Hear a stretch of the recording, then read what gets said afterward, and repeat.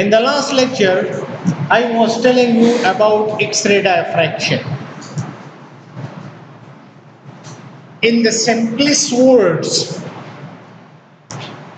when you want to know that whether a material is crystalline or not, you use X-ray diffractometry for it. Why do you use it? Because it is the, you can say, the cheapest technique, easiest techniques, more reliable technique, and one other thing. Least time consuming technique. In minimum time you can get results. So this is the benefit of XRD. I explained to you yesterday about different sorts of samples. You can have single crystals. You rotate different planes of the crystals in front of the beam, and the diffracted beams are recorded, and you get a clue, quantifiable clue, or don't call it clue, a quantifiable information about the unit cell of the crystal. This is a room, you can't enter it. You enter X-rays into this room, they strike the walls of the room and give you a diffraction pattern outside. And when you look into that diffraction pattern, you can redraw the walls and floor and roof, everything of the room. So XRD is simply like that. But the problem is that the unit cell is in the angstrom range. Very, very small distance range. And you need something which can penetrate into those planes. So if you have a hole whose diameter, for example, is 30 centimeter, you can't measure it, you can't pass through it anything whose diameter is 40 centimeter or larger. So you look for a comparable thing, because if you pass through that 1 millimeter diameter things, that is also not very informative, right? So you are looking for the comparable sort of tools which can be used to measure those dimensions. I showed you yesterday the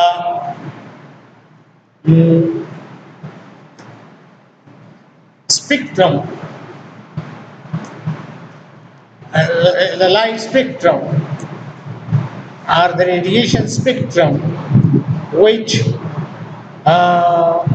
give you different ranges, and in those ranges I showed you that the X-rays wavelength is in the range of about 1 angstrom up to 80 angstrom, and most of the latest unit cell parameters are coming in that range. So X-ray can be used for different sorts of crystals.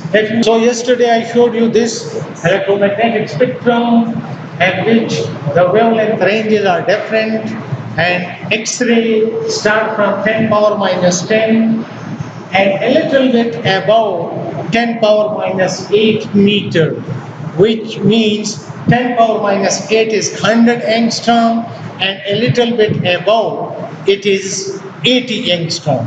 And most of the unit cell dimensions come in that range, and that is why we say that the wavelength of X-rays is comparable with that.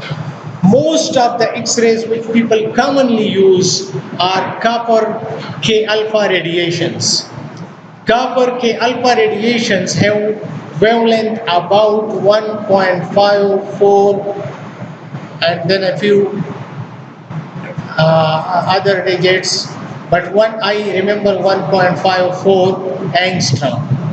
So that is a reasonable comparable dimension with respect to the unit cell parameter. So in powder X-ray diffraction, people usually use the copper K alpha radiations. People use molybdenum source as well. People use other X-rays as well, but depending upon the requirements. So, regarding the samples, I was talking to you that we prefer powder samples because powder samples are randomly oriented small particles of the material, and they give opportunity to each phase. I will show you at the end some phases of the unit cell, that how they rotate, can be rotated and seen from different perspectives. But powder method is such that it offers randomly or statistically reliably different phases of the unit cell to the X-ray beam, and you get authentic results from that powder diffraction pattern. I told you about solid samples, that in solid samples the problem is that if there is preferred orientation, then you are getting unexpectedly high intensity peaks from the planes which should not be there. Theoretically they are not justifiable, and that is coming because of the preferred orientation of the unit cell. People use thin films when they are looking for orientation or thickness of the film. They are using different X-ray methods. People use X-ray for determination of stresses within a sample, and stresses, you know, come within the when you look into the atomic planes, that there are slight disturbances, and they create stresses and strains inside the crystal, right? So to measure those strains, X-rays, stresses, X-rays are used. And other important thing, note this very carefully, people are saying that we can measure grain size or particle size with X-ray. This is wrong. People can measure the crystallite size with X-ray. When the crystallite size is small, the X-ray peaks will be broader. When the crystal size is big, the X-ray peaks will be sharper. So the full width of half maximum of the peak is measured, and that is put in the Shearer formula, and through that people measure the crystallite size. Amorphous materials can be also identified with X-ray crystallography because there will be a huge hump, amorphous hump in the diffraction pattern, and there will be no peak inside the material.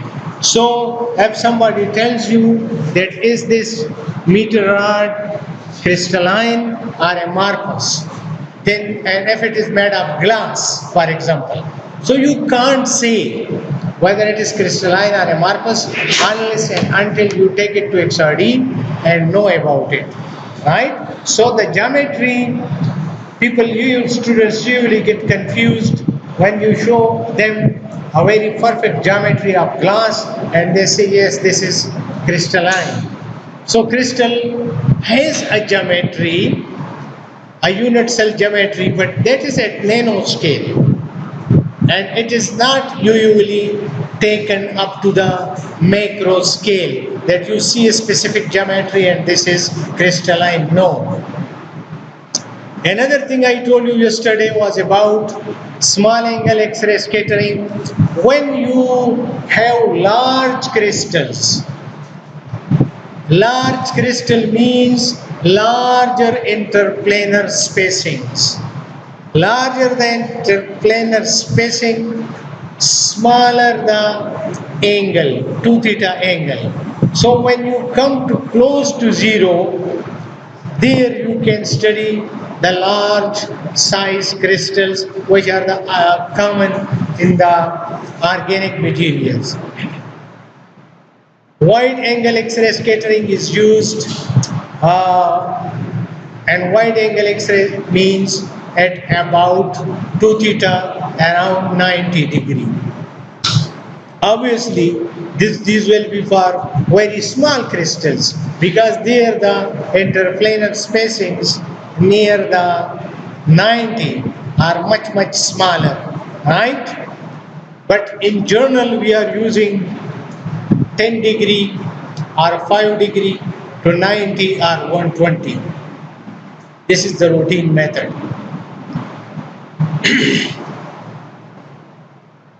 I told you yesterday that you use X-rays for very fine measurements, and there are very small differences between lattice parameters. So 4.496 and 4.497, 0.001 difference. So if your machine has an error of 0.02 or 0.03, this means you can't detect such things with that. That is why proper calibration of the machine is very important, and to know about the error. I was doing some experiments on ultra low loss soft magnetic alloys, and their coercivity was coming about 0.4. My supervisor asked me that can't you decrease it down a little bit? So I asked him why. He told me we will make a world record. That if the coercivity goes down there, up to now people have achieved, for example, 0.5 amperes per meter, and we take it up to 3. I told him that I could decrease it up to 4 ampere, 0.4 ampere per meter, but I will say it's 0.5 ampere per meter. Why? Because the machine has error of 0.1. So this means that I have reached there the 0.3. But if the error in the machine is 0.1, then your result is not 0.3. It is 0.3 to 0.5 if you put plus minus 0.1, right? So always look into the error. If the error is larger, then you can't say with precision what you have found. So determination of error is very important, and it is very simple. For example, I remember that for alpha quartz we have 4.25 interplanar spacing, 3.34 interplanar spacing, 2.19 something, 1.37. Put a quartz sample inside the machine and look into the interplanar spacing you measure from there. If they are comparable with theory, then your machine is calibrated.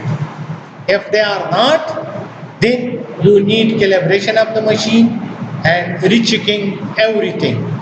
Secondly, when you start a machine, the goniometer, the detector is, for example, here, and the sample holder is here. When you start the machine, it goes up to the start angle. For example, you started from 10, then it should go to 10. Then carefully check that has the machine gone to that level or there is any error.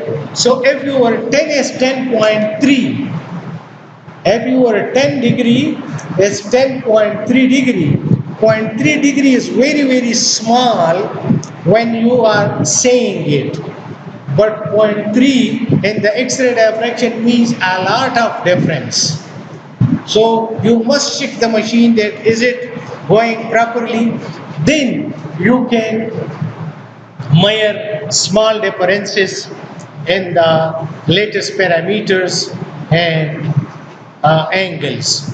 I told you yesterday that it's very simple that you strike, you heat up a cathode. Heat up a cathode. The cathode must be stable at that temperature, because if it is not stable, it will melt down and it will not give you electron.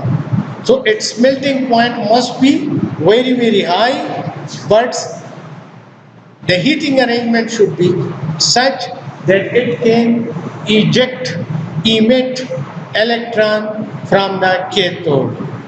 Those electrons are accelerated towards a relevant metal, and that metal, what the metal does, its electrons are shifted to other energy levels within that atom, right? Excited. And when they are de-excited, then X-rays are emitted, right? When X-rays are emitted, for example, there the copper K alpha will emit K alpha, K alpha 2, K beta, different sorts of X-rays. But if your X-rays are not monochromatic, then they will give you something confusing, right? If I am hitting this table and I want to mark places, but if instead of this I have a multiple meter rod with multiple faces or multiple sticks in one hand, then my precision is not there. I will just make a rough surface, but there will be no significant resolvable points there. So if multiple wavelengths, non-monochromatic X-ray beam is hitting the sample, then it will not give me diffracted rays to satisfy Bragg's law, because Bragg's law has a solid condition. In lambda is equal to 2d sine theta.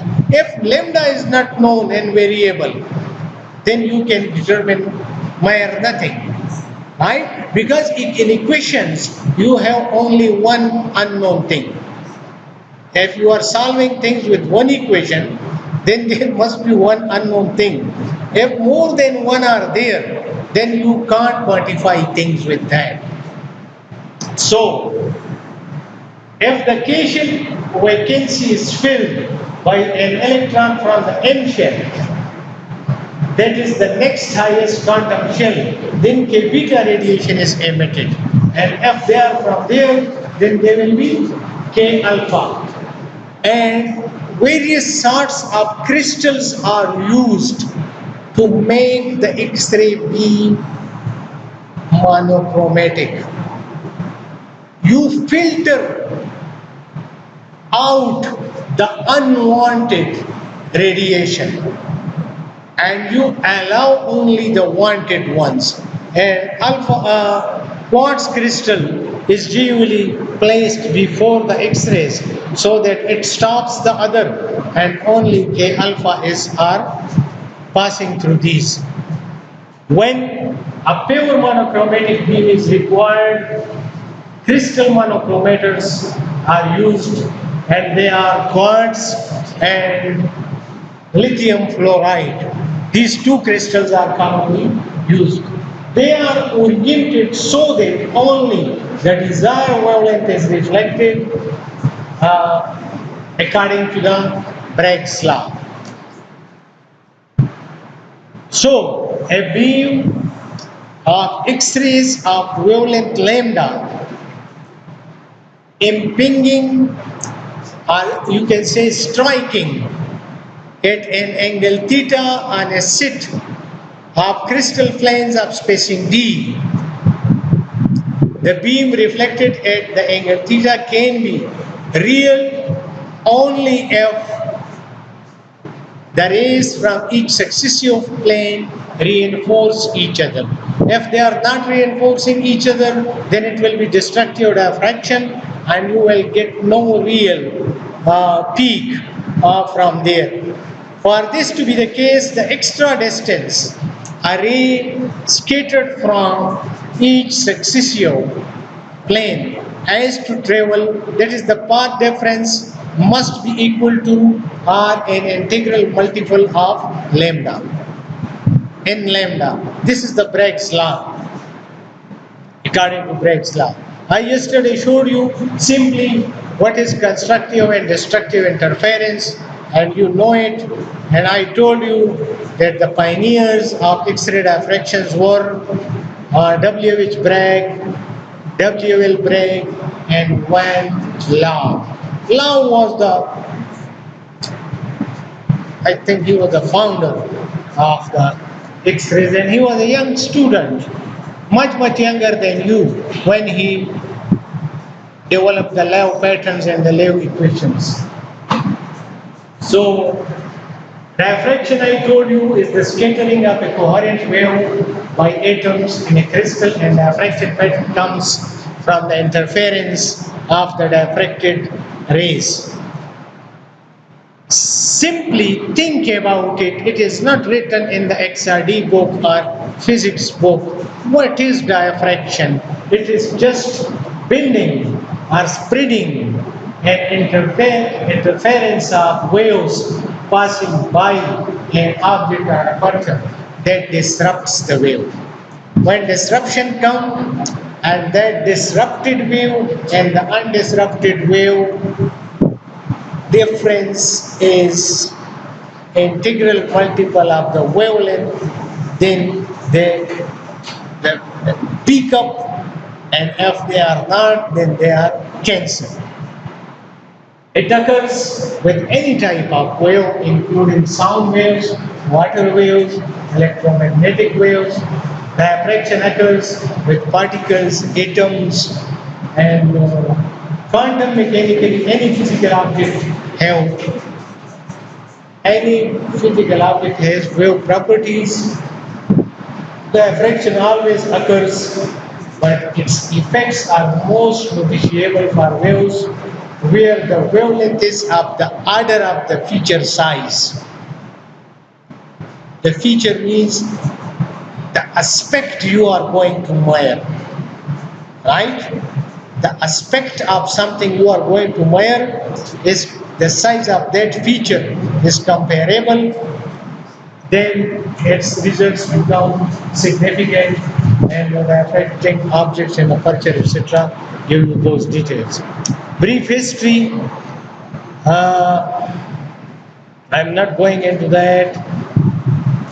So, what X-ray reveals? X-ray scattering reveals information about the crystallographic structure, chemical composition, and physical properties. Because when an electron from K shell or L shell jumps to the other shell and any photon is emitted, that photon is characteristic of that shell. And that characteristicism tells you about the element from where it is coming. That is why they say that they are telling you about the chemistry, right? Secondly, crystallographic, as I told you, if I had gone to that level, that phase diagram is the graphic representation of what happens to a material, which composition at which temperature under atmospheric pressure. So it is a graphic information about something. X-ray gives you the crystallographic structure of the material. Crystallographic structure is nothing. It is just the planes separation and the mutual orientation. The structure of this room is two walls like this and two walls like this. The distance is the lattice parameter and the mutual angles are the alpha beta angles. So there is nothing unusual in or expected anything unusual from you. But unit cell is of angstrom scale and your room is of meter scale. That's the difference.